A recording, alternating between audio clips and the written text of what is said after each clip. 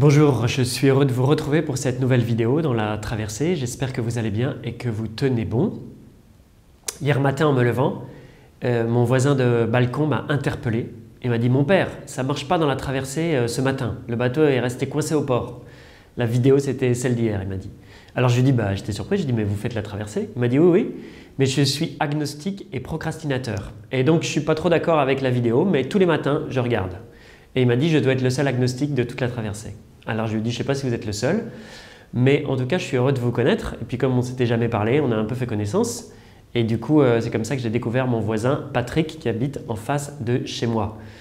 C'est les effets inattendus du confinement. Alors voilà, je voulais lui dire bonjour, vous dire bonjour à chacun d'entre vous, bonjour à tous les athées, les agnostiques, ceux qui sont non-croyants, qui sont aussi avec nous aujourd'hui. Bonjour à tous ceux aussi qui nous rejoignent aujourd'hui. Voilà, chaque jour, on essaie de vous donner une vidéo, un contenu, pour vous aider à vivre votre traversée, c'est-à-dire à traverser ce temps de confinement et d'épidémie.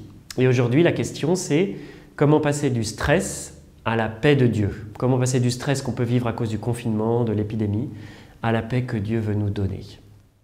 Alors aujourd'hui, je voudrais partir d'un verset de la Bible qu'on trouve dans la lettre aux Philippiens, chapitre 4, versets 6 à 7, qui dit ceci: « Ne soyez inquiets de rien, mais en toutes circonstances, priez et suppliez tout en rendant grâce pour faire connaître à Dieu vos demandes.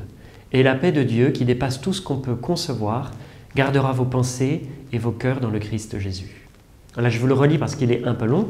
« Ne soyez inquiets de rien, mais en toutes circonstances, priez et suppliez tout en rendant grâce pour faire connaître à Dieu vos demandes. Et la paix de Dieu, qui dépasse tout ce qu'on peut concevoir, gardera vos cœurs et vos pensées dans le Christ Jésus. » Voilà, alors il me semblait qu'à travers de ces paroles de la Bible, on pouvait trouver 4 étapes qui nous aident à trouver la paix, même dans les circonstances difficiles. Alors, première étape, c'est le début. Ne soyez inquiets de rien. Il y a une autre traduction qui dit « N'entretenez aucun souci ». C'est inévitable dans la vie qu'on ait des soucis, qu'on ait des inquiétudes, qu'on ait des problèmes. La question, c'est comment est-ce qu'on les gère? En fait, il ne s'agit pas d'être négligent, mais de faire ce qu'on a à faire vis-à-vis de nos soucis, nos problèmes. Mais ensuite je fais quoi? Et alors le risque, c'est de, ce que dit la parole, entretenir mes soucis. On a tous tendance à faire ça, c'est-à-dire qu'on va y penser, y repenser, on va les nourrir, on va les cultiver, ils vont envahir tout notre esprit, ils vont grossir, et finalement on ne pense plus qu'à soi, à mes soucis, à mes problèmes, et puis ça finit par m'angoisser, me stresser, m'accabler, et même me paralyser.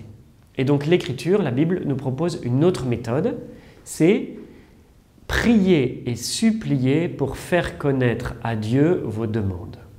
Donc comme je le disais, on a tous des soucis, mais au lieu de les entretenir, la Bible nous dit « Confiez à Dieu vos soucis. Priez et suppliez, faites connaître à Dieu vos demandes. » C'est-à-dire je transforme le temps où j'entretiens mes soucis en temps où je les confie à Dieu en temps de prière. Ça veut dire que j'ai fait mon job, j'ai fait ma part, et bien à un moment je me dis « Bon, maintenant je ne peux plus rien faire de plus, à toi maintenant de Dieu d'agir, je te les donne. » Voilà. Donc je dégage sur lui mon problème, sans avoir été négligent avant, comme je l'ai dit. En fait, s'inquiéter ne sert à rien. Il y a un moment, ça ne sert plus à rien, si ce n'est à se faire du mauvais sang. Je vous donne un exemple. J'ai un proche qui est malade, soit il est à la maison, soit il est à l'hôpital, j'ai pris de ses nouvelles. Bon, ça va. Et ensuite, je fais quoi? En fait, je suis impuissant à faire plus. Et donc, 2 possibilités s'offrent à moi. Soit je nourris mes soucis, mes inquiétudes. J'y pense, j'y repense, je me fais du mauvais sang, et ça me ronge. Ou alors, l'autre possibilité, je lâche prise et je confie à Dieu.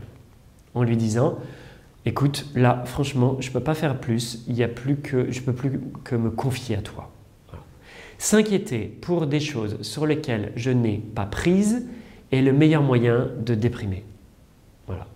Par exemple, si je m'inquiète parce que je ne sais pas si les médecins vont arriver à arrêter l'épidémie, ou si je m'inquiète parce que je ne sais pas si le gouvernement va prendre les bonnes décisions. En fait, moi je ne suis pas médecin, je ne suis pas ministre de la Santé, et donc ce n'est pas mon rôle, et s'inquiéter ne sert à rien.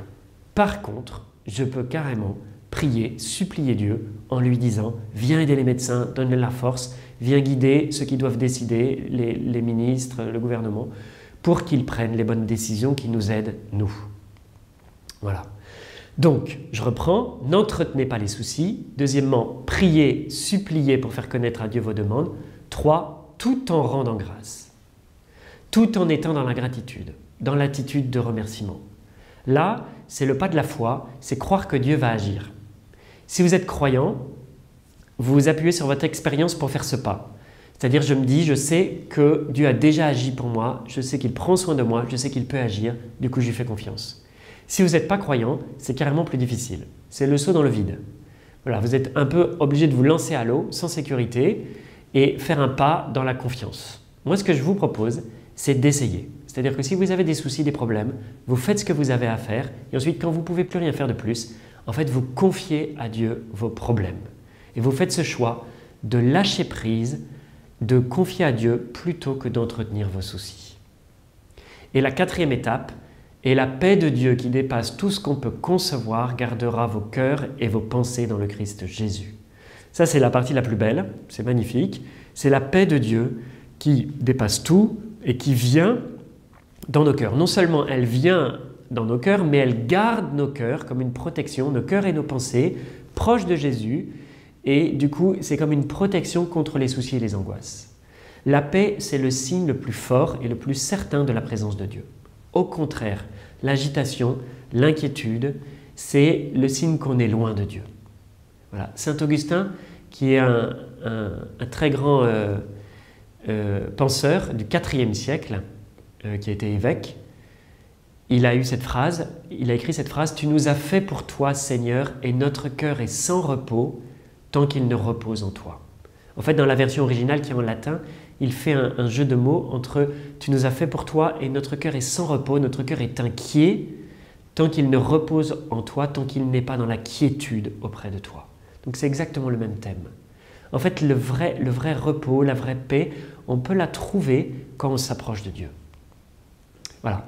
Alors je voulais maintenant vous raconter une histoire qui m'est arrivée il y a quelques années, au moment de la fête de Pâques. Après la fête de Pâques, je devais aller à une rencontre de prêtres dans le sud de l'Italie. Donc je devais prendre un avion pour Rome, puis passer une nuit, et le lendemain prendre un bus pour aller dans le sud de l'Italie. Alors ce que j'ai fait, c'est que j'ai réservé l'avion, puis je me suis dit, bon, pour le lieu où je vais dormir, je verrai plus tard. Et en fait, j'ai oublié.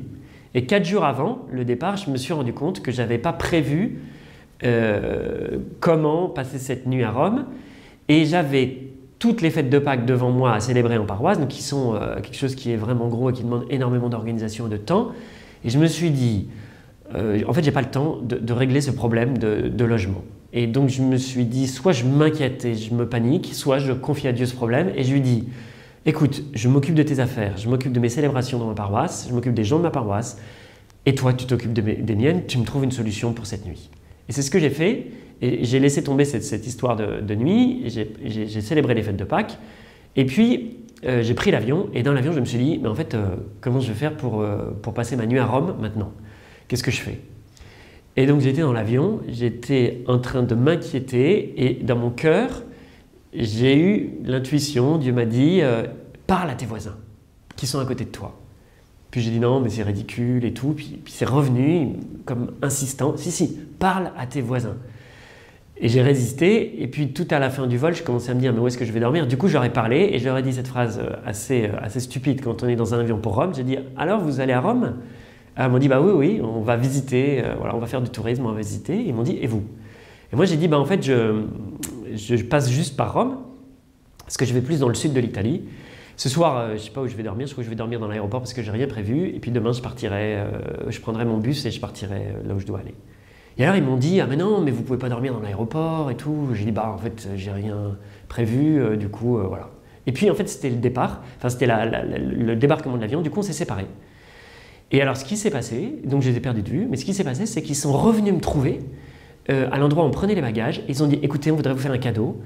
On voudrait vous donner ceci, un peu d'argent pour que vous dormiez à l'hôtel ce soir. Voilà, pour que vous preniez une chambre à l'hôtel ce soir. Alors j'ai dit écoutez, je suis un peu gêné, tout ça, vraiment. Et puis finalement, ils ont été tellement insistants que j'ai accepté et que je leur ai dit bon bah ok, je vais dormir à l'hôtel et puis demain j'irai à la basilique Saint-Pierre et je dirai la messe pour vous. Voilà. Alors qu'est-ce que j'ai appris dans cette histoire? J'ai pas appris que partout où je vais, je m'inquiète pas et je vais trouver des gens qui m'offrent des hôtels. C'est pas ça que j'ai retenu comme leçon. Mais je me suis dit, je sais que Dieu veille sur moi. Je sais que je peux compter sur lui. Je sais qu'il prend soin de moi. Ça ne me donne pas l'autorisation d'être négligent dans ma vie, mais je sais que quand je vois que je suis dépassé, que je ne peux plus rien faire, que j'ai fait ce que j'avais à faire, en fait, il y a une solution qui est de confier à Dieu mes soucis et me décharger sur lui.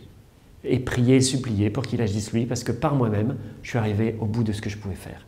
Et alors, ce que je voulais vous proposer, c'est de le faire, d'essayer. Et je suis sûr, je suis convaincu que vous allez voir par vous-même des choses étonnantes. Voilà. Du coup, l'exercice du jour, c'est quels sont les soucis que j'entretiens, que je cultive, que je nourris, que je fais pousser là, dans mes pensées. Et comment est-ce que je pourrais faire pour les confier à Dieu, pour lui faire ce pas de la confiance et accueillir sa paix. Voilà. Je voulais terminer, comme à chaque fois, par une prière. Surtout, je vous le redis, sentez-vous libre. Si vous n'êtes pas trop croyant, de ne pas le faire. Et puis au contraire, d'ouvrir votre cœur si vous le souhaitez. Voilà.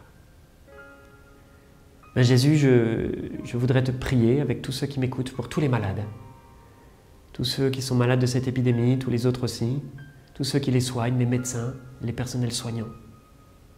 Je voudrais aussi te prier pour nous-mêmes, nous tous qui suivons cette traversée. Tu nous as dit dans cette parole de Saint Paul, de la lettre aux Philippiens, de ne pas entretenir de soucis et de prier et de supplier pour te faire connaître toutes nos demandes. Alors maintenant, nous te présentons ce qui nous inquiète, ce qui nous pose problème, tous nos soucis, ce qui nous dépasse, et nous voulons te les donner. Et dans votre cœur, vous pouvez les nommer. Et nous le faisons dans la gratitude, dans l'action de grâce, parce que nous savons que tu veilles sur nous et que tu prends soin de nous. Merci Seigneur. Voilà, je vous dis au revoir, je vous dis à demain et bonne traversée.